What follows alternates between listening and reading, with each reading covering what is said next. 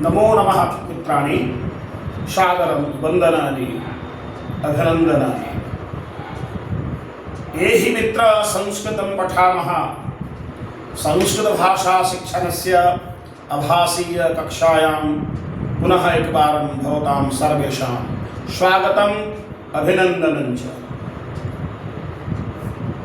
मित्रों, हम संधि पर विचार कर रहे थे। संधि के सूत्रों के आधार पर कौन सा पद कैसे बनता है, इसको हम सब ने देखा। स्वर संधि और व्यंजन संधि, इन दो भेदों के बारे में हमने जानकारी प्राप्त की है। और आज की कक्षा में संधि का जो तीसरा भेद है विसर्ग संधि, तो उस पर हम चर्चा करेंगे। जैसे विसर्ग संधि,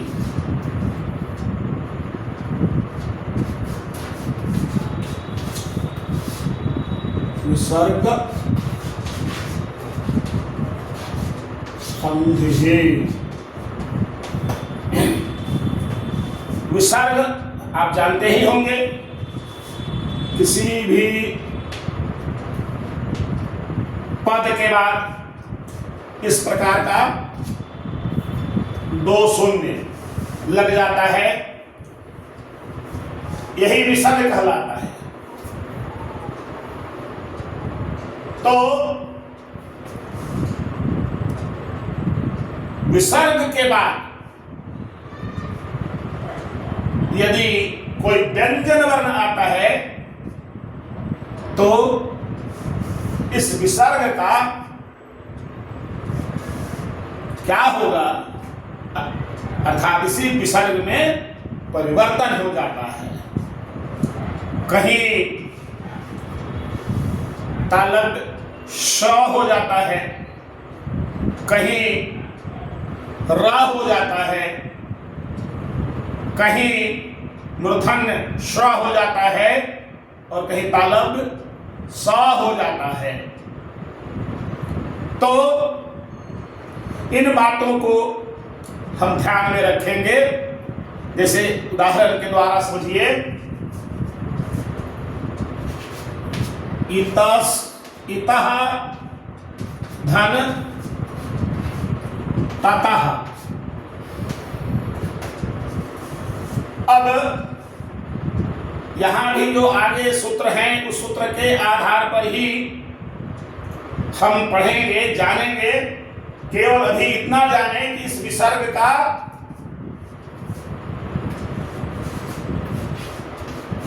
दंत स हो जाएगा और ततः ये भाग इतस्ततः ऐसा शब्द बन जाएगा। दूसरा ये जोड़ छलह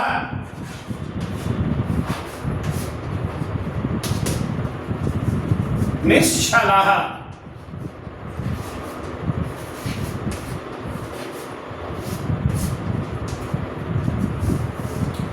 इसी प्रकार अनेक उदाहरण हैं। तो आइए हम क्रमशः सूत्र के माध्यम से समझने का प्रयास करेंगे। तो इसके लिए सूत्र है, और पहला जो सूत्र है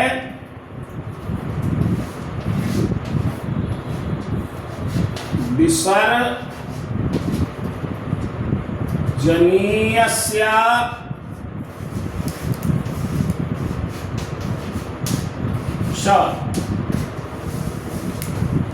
सूत्र है विसर्जनीयस्य सः, यानी विसर्ग का स हो जाता है।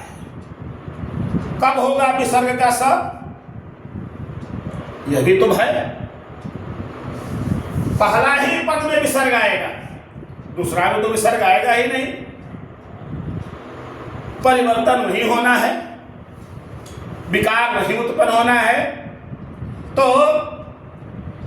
विसर्ग का स हो जाएगा यदि विसर्ग के बाद खर प्रत्याहार का कोई वर्ण आएगा। खर प्रत्याहार का यदि कोई भी वर्ण आता है तो विसर्ग का स हो जाएगा। 3 प्रकार के स हैं, तो अपने अपने उच्चारण स्थान के आधार पर वो परिवर्तित होंगे। खर का मतलब क्या है?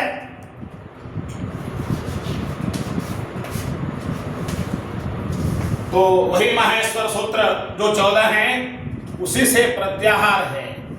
तो खर माने खर प्रत्याहार, ख फ छ ठ च ट ट प प श श श ये खर प्रत्याहार के वर्ण हैं।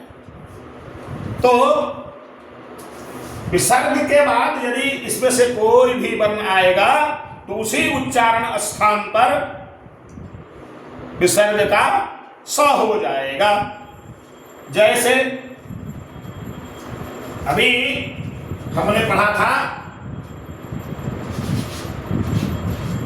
इतः जोड़ ततः, तो विसर्ग के बाद क्या है? त है। त का उच्चारण स्थान क्या है? इचुजसानाम लृतुलसानाम दंताः, इसका दंत है। तो विसर्ग का क्या होगा? दंत स हो जाएगा और रूप बनेगा इतस् ततः। इतस् ततः। दूसरा देखेंगे,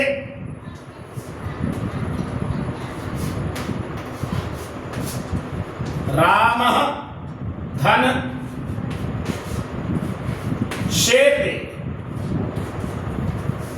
विसर्ग के बाद खर प्रत्याहार का श आया है, तो इस विसर्ग का क्या होगा? ये जिस उच्चारण स्थान का है इचुयसाना तालु, तो यहां भी ताल विषय हो जाएगा। रामस्य ते,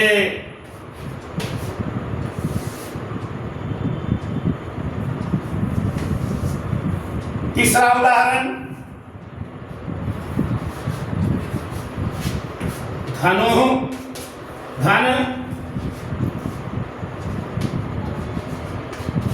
टंकारः, विसर्ग के बाद क्या है? त। त का उच्चारण स्थान क्या है? मूर्धा, इसलिए इस विसर्ग का क्या हो जाएगा? मूर्धन्य श्र।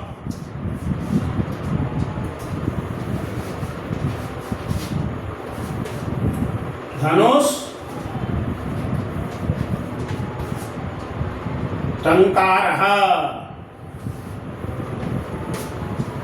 इसी प्रकार और भी बहुत सारे उदाहरण हैं। आप अपनी पुस्तक जब खोलेंगे देखेंगे तो आपको मिल जाएगा, आप उसमें से अभ्यास करेंगे। अब दूसरा सूत्र है।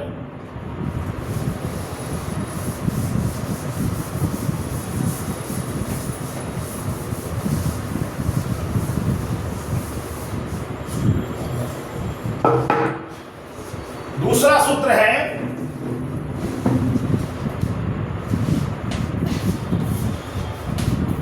हसी च, बड़ा छोटा है हसी च। ये हसी च सूत्र क्या कहता है?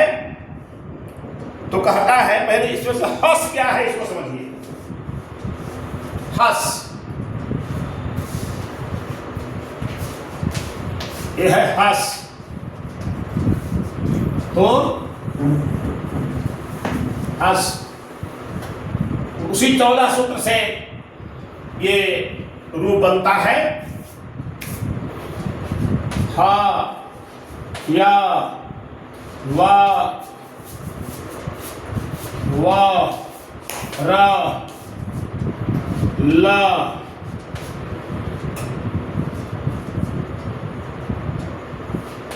न्या मा अंगा अड़ा ना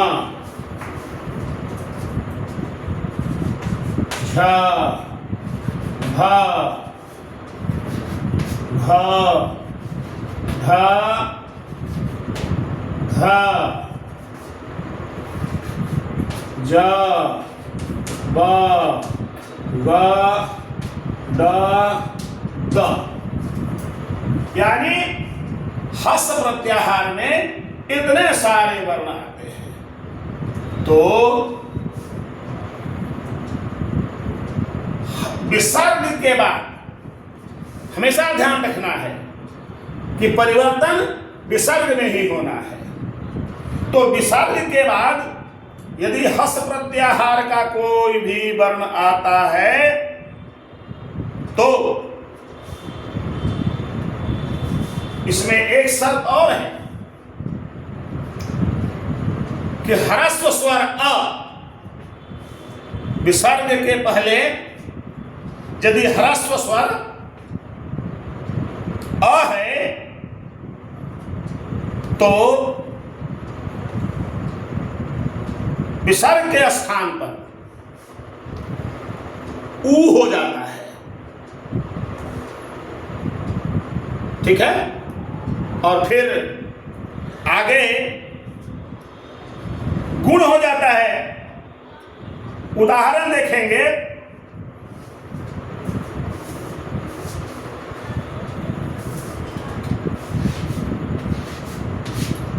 मनः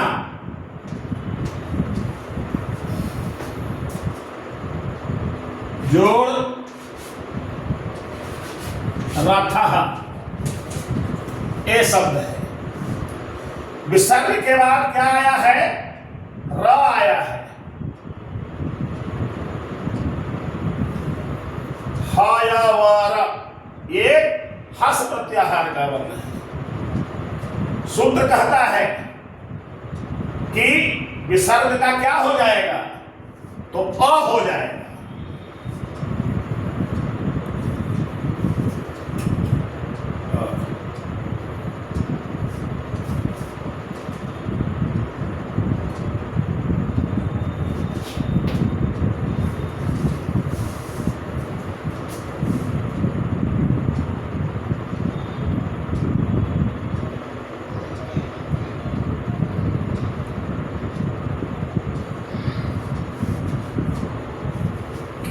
विसर्ग के स्थान पर ऊ हो जाता है।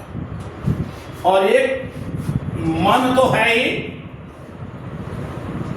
और इधर रखा है। तो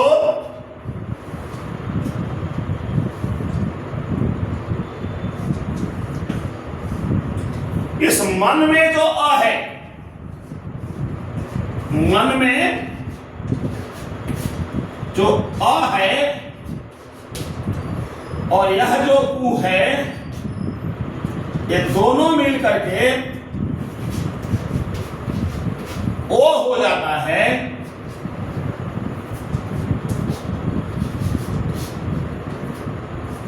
और फिर रूप बन जाता है म ना में को रथः मनोरथ। फिर से इसको एक बात ध्यान से समझिए कि विसर्ग के बाद यदि हस प्रत्याहार का कोई वर्ण आए तो विसर्ग का ऊ हो जाता है, और फिर अ और उ मिल करके गुण हो जाता है, जो स्वर संधि में हमने पढ़ा था, और रूप बनता है मनोरथ। इसी तरह से हम दूसरा पद देखें।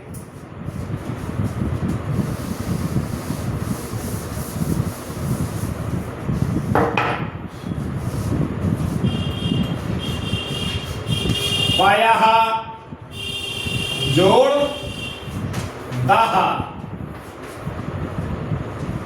ये द कहां का है? तो ये द हस प्रत्याहार का वर्ण है, इसलिए इस विसर्ग का क्या हो जाएगा?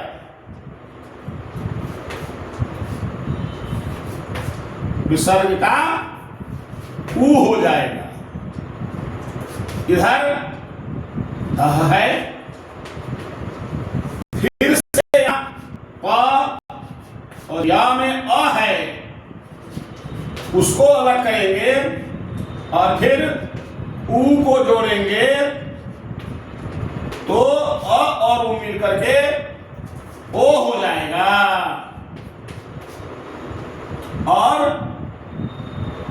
यहां पै है, इधर दह है, रूप बनेगा पयोदह। इसी प्रकार बहुत सारे ऐसे आएंगे।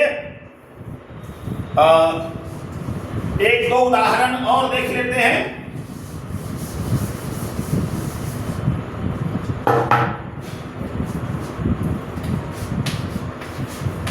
साराह, धन, वाराह, ये विसर्ग है, और इधर क्या है? वह है। वह हस प्रत्याहार का वर्ण है, इसलिए इस विसर्ग का क्या हो जाएगा? ऊ हो जाएगा। सारा ऊ, इधर तो वराह है ही। अब सारा में जो अ है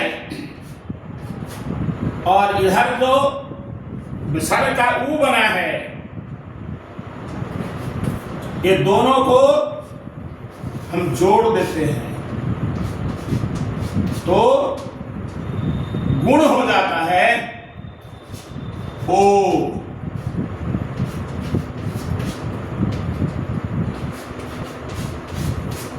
सर ओ वर, और रूप बनता है सरो वरः। एक उदाहरण और देखिए।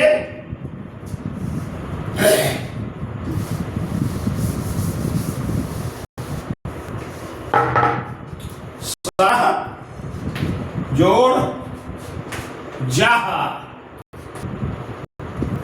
विसर्ग का होगा वही सूत्र है यहां भी, और इसका हो जाएगा ऊ, इधर होगा जाह।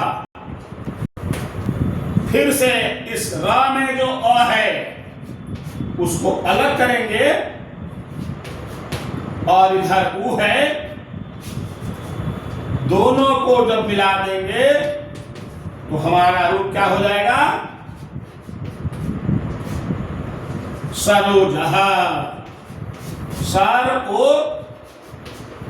जह,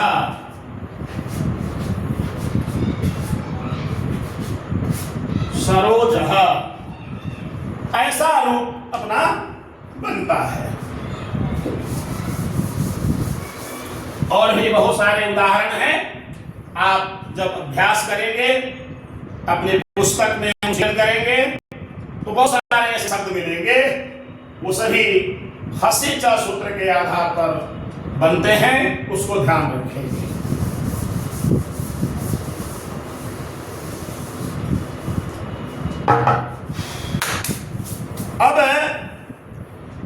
तीसरा जो सूत्र है हम उस ओर चलेंगे, और तीसरा सूत्र है रोरी। सूत्र कहता है, क्या कहता है रोरी, कि विसर्ग के बाद यदि र आए तो विसर्ग का क्या होता है, लोप हो जाता है, और पूर्व में जो ह्रस्व है उसका दीर्घ हो जाता है। उदाहरण के द्वारा समझिए।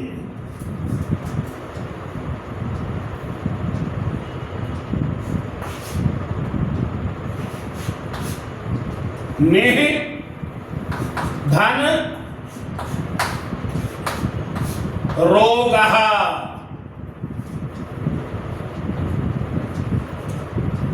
विसर्ग के बाद व्यंजन है तो इसका क्या हो जाएगा, सूत्र कहता है कि इसका लोप हो जाएगा, और यह ह्रस्व ई का दीर्घ ई हो जाएगा, तो रूप क्या बनेगा,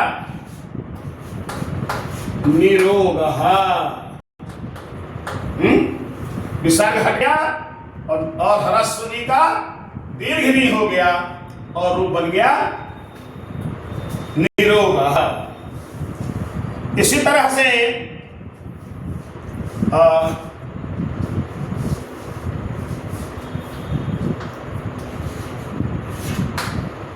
दो धन राजः,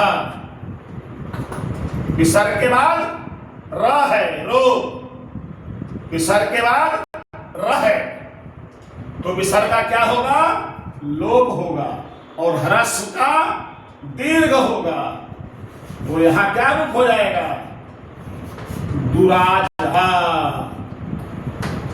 दुह जोड़ राजः, दुराजः।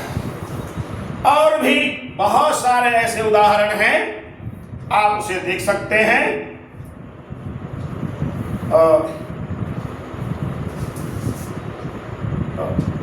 इसके लिए कभी-कभी दूसरा सूत्र भी निरोगः में काम करता है। वह आगे मैं आपको बता रहा हूं। एक और इसी का उदाहरण देख लीजिए। निह जोड़ रवः, यहां भी वही होगा, ह्रस्व का दीर्घ, विसर्ग का लोप, निरवः। निरोगः में ही एक सूत्र और काम करता है, क्योंकि विसर्ग का जब र होता है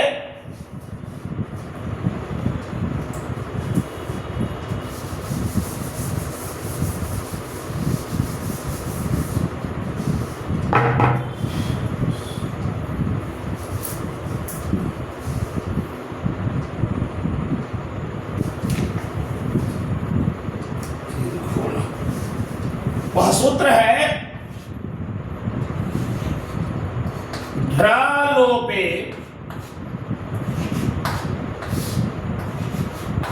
पूर्वस्य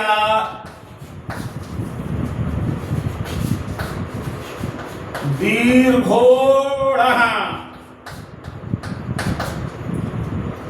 ध्रालोपे पूर्वस्य दीर्घोणः।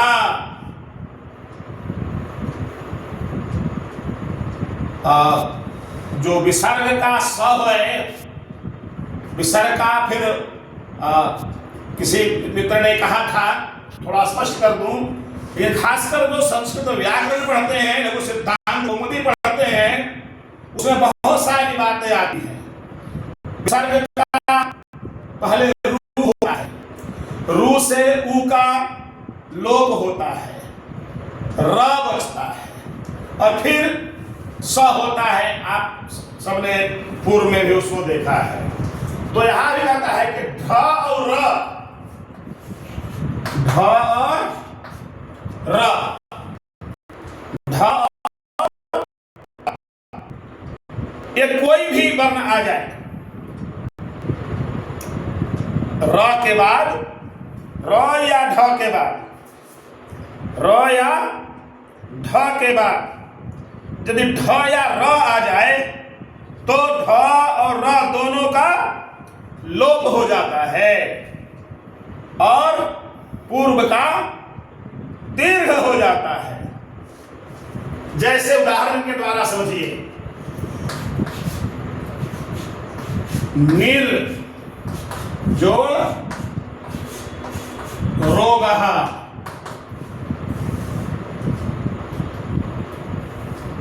यहां भी कि र है और र के बाद र है, इसलिए क्या होगा, इस र का लोप हो जाएगा और पूर्व नी का दीर्घ हो जाएगा और बनेगा निरोगः।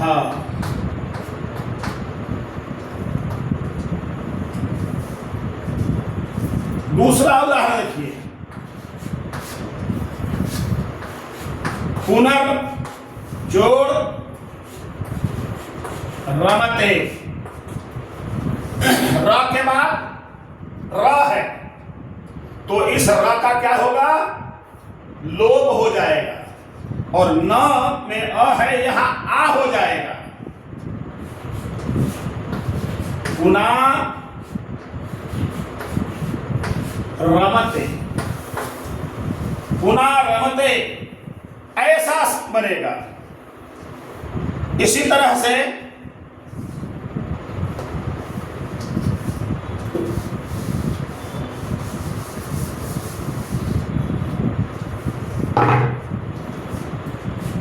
निर्जोड़ रसः,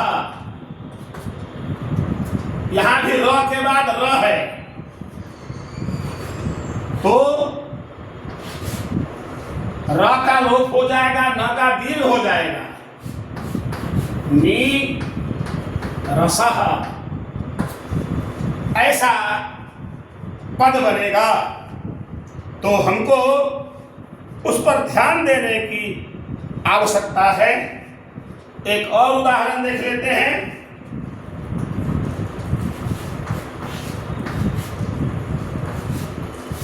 हरिर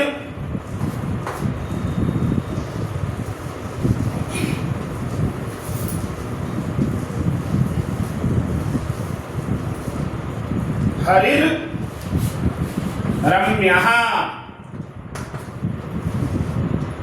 ये हरिर में र के बाद र है, इस र का लोप हो जाएगा और ह्रस्व जो री है इसका दीर्घ हो जाएगा। हरिरम्यः ऐसा बनेगा। मित्रों, एक दो और विसर्ग के उदाहरण हैं, लगभग कुछ सूत्र ऐसे हैं